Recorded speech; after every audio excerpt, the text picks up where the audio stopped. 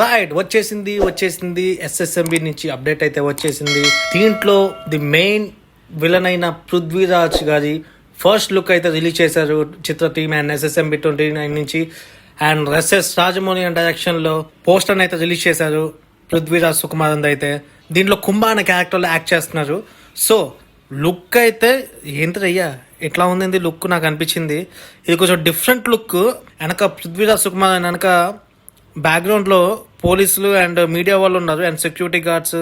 So చాలా మంది ఉన్నారు.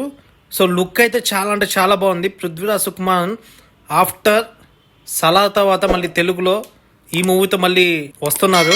ఈ లుక్ చూడగానే నాకు ఒక మూవీ గుర్తొచ్చింది.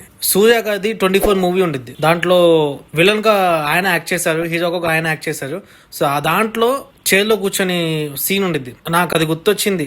రాజమౌళి చక్కడం స్టార్ట్ చేస్తే మాత్రం అవుట్పుట్ పర్ఫెక్ట్ వచ్చేంత చెప్తానే ఉంటుంది ఆయన.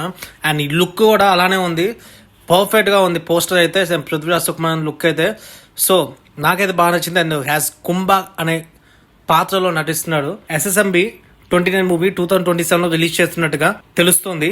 ఈ సినిమా షూటింగ్ చాలా రోజుల నుంచి జరుగుతుంది.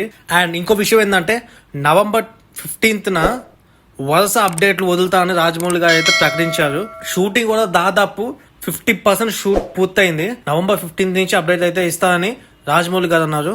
సో చూడాలి. నేనైతే చాలా ఈగర్గా వెయిట్ చేస్తాను. ఆఫ్టర్ త్రిబుల్ రాజమౌళి గారి మూవీ పోస్టర్ కూడా అద్దరిపోయింది.